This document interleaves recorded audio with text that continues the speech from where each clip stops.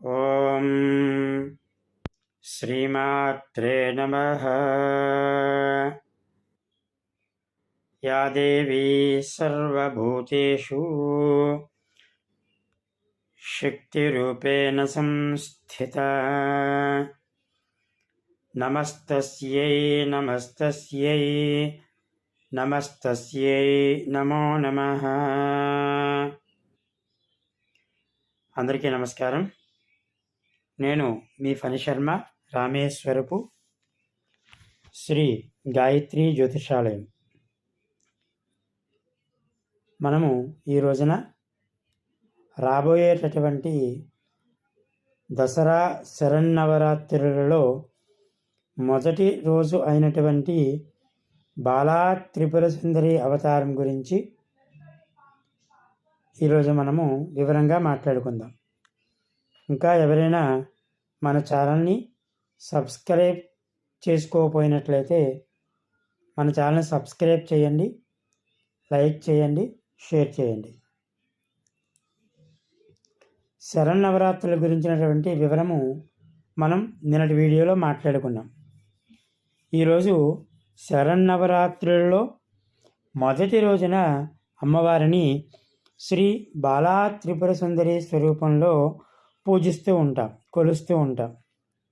మరి ఈ బాలా త్రిపుర సుందరి అవతారం గురించిన విశేషము, అలాగే ఆ బాలా త్రిపుర సుందరి అమ్మవారిని పూజించినట్లయితే మనకు వచ్చేటువంటి ఫలితము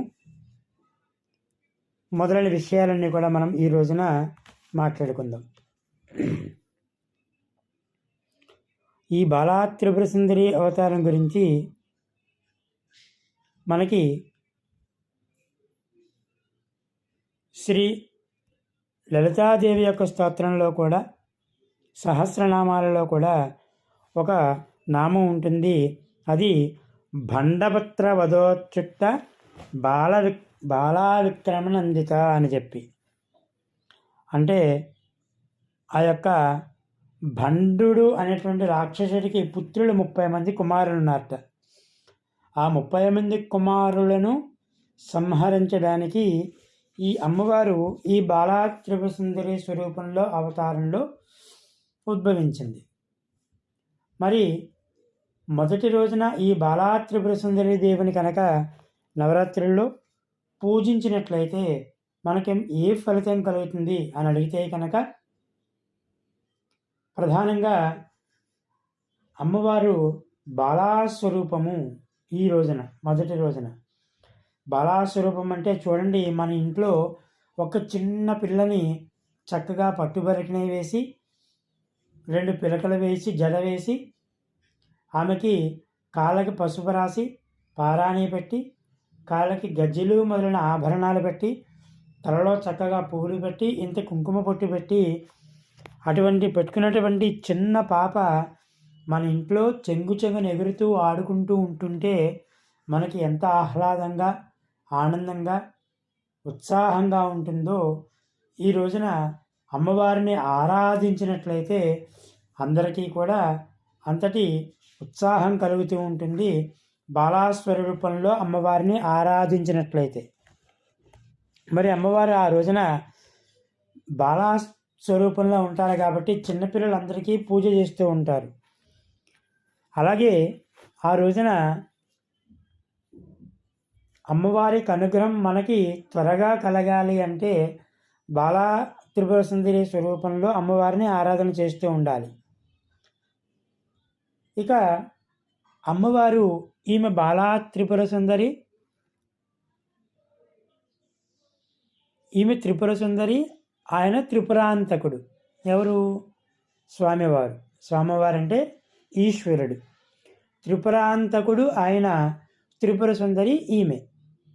మరి త్రిపురాంతకుడు అనే పేరు ఎలా వచ్చింది అని చూస్తే కనుక పూర్వము 3 అన్నదమ్ములైనటువంటి రాక్షసులు తపస్సు చేసి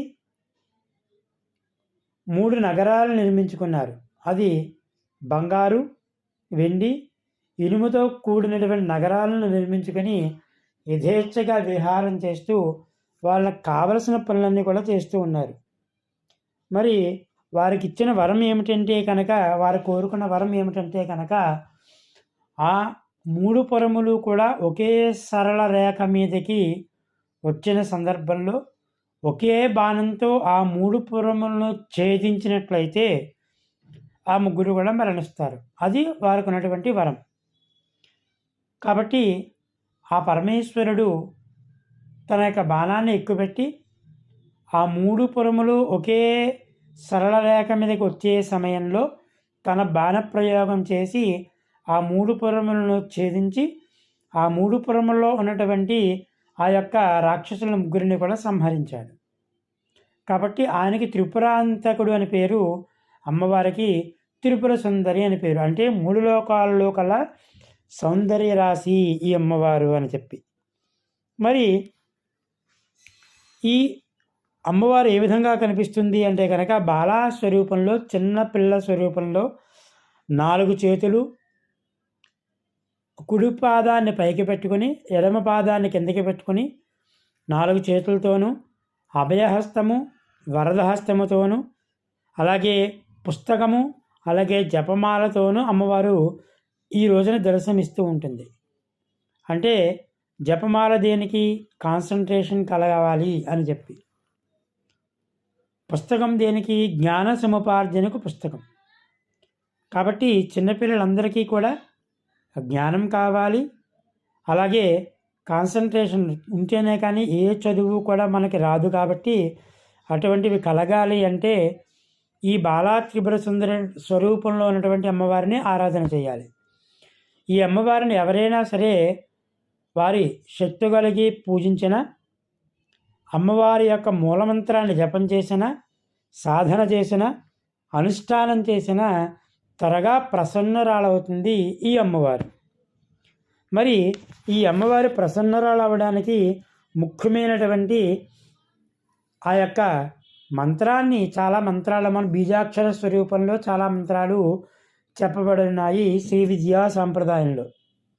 కానీ అందరికీ అందుబాటులో ఉండేటువంటి మంత్రం ఏమిటండి అంటే కనుక, నమామి విద్యా లాభాయ బాలా త్రిపుర సుందరీం అని చెప్పి. ఏంటి ఆ మంత్రము అంటే, ఓం నమామి విద్యా లాభాయ బాలా త్రిపుర సుందరీం. ఈ మంత్రాన్ని ఎవరైతే జపం చేస్తారో, పఠిస్తారో వారందరికీ కూడా అమ్మవారి యొక్క బాలా త్రిపుర సుందరి స్వరూపంలో ఉండేటువంటి అమ్మవారి యొక్క అనుగ్రహము త్వరగా కలుగుతుంది. కాబట్టి ఎవరికైనా మనశ్శాంతి కలగాలి అనుకున్న వారు ఈ బాలా త్రిపుర సుందరి దేవిని ఆరాధన చేయాలట. కాబట్టి ఈ బాలా త్రిపుర సుందరి స్వరూపంలో అమ్మవారిని ఆరాధించినట్లయితే, పూజించినట్లయితే వాళ్ళందరికీ కూడా మనశ్శాంతి అనేది అమ్మవారి యొక్క అనుగ్రహం వల్ల కలుగుతూ ఉంది. అంతేకాకుండా మనకి 3 అవస్థలు చెప్పబడి ఉన్నాయి. అవి జాగ్రత్త, స్వప్న, సుషుప్తి. అలాగే మనకి 3 శరీరాలు చెప్పబడి ఉన్నాయి. అవి స్థూల, సూక్ష్మ, కారణ శరీరాలు అని చెప్పి 3 చెప్పబడి ఉన్నాయి శరీరాలు. కాబట్టి ఈ 3 శరీరాలు, జాగ్రత్త, స్వప్న, సుషుప్తి అనేటటువంటి అవస్థలు, ఈ 3 కూడా ఇందాక మనం అనుకున్నటువంటి ఆ 3 పురములకు యజమానుల రాక్షసులైనటువంటి త్రిపురాసురుడు అనే రాక్షసులకి కారకత్వం మన శరీరంలోనే ఉన్నారు. అది వెండి, బంగారము, ఇనుము అని మనము భౌతికంగా చెప్పుకున్నప్పటికీ కూడా మనం ఎప్పుడూ కూడా ఆ యొక్క అయ్యవారి యొక్క అనుగ్రహం వల్ల మన శరీరంలో ఉండేటటువంటి కామ, క్రోధ, లోభ, మదమాశ్చర్యములు అనేటటువంటి వాటిని విడువుకొని ఆశాంతము ఆ యొక్క అమ్మవారి చింతకి, అమ్మవారి పాదాలకి మనం చేరుకోవాలి. కాబట్టి ఈ నవరాత్రుల్లో, శరన్నవరాత్రుల్లో మొదటి రోజైనటువంటి రోజున ఈ అమ్మవారిని బాలా త్రిపుర సుందరి స్వరూపంలో ఆరాధించినట్లయితే చక్కనటువంటి మానసిక ప్రశాంతత కలుగుతూ ఉంటుంది. అలాగే అమ్మవారు త్వరగా అనుగ్రహము కూడా కలుగుతుంది. కాబట్టి అందరూ కూడా ఈ శరన్నవరాత్రులలో మొదటి రోజున అమ్మవారిని బాలా త్రిపుర సుందరి స్వరూపంలో ఆరాధన చేయండి. ఇంతకుముందు మనం పెట్టుకున్నటువంటి వీడియోలో ఉన్నట్లుగానే అమ్మవారికి ఆ యొక్క వస్త్రాన్ని కానీ అమ్మవారికి ఇష్టమైన ప్రసాదాన్ని కానీ నివేదన చేయండి. భక్తులందరూ కూడా అమ్మవారి యొక్క అనుగ్రహాన్ని పొందండి. శుభం భూయాత్. శ్రీమాత్రే నమః. ఓం తత్సత్.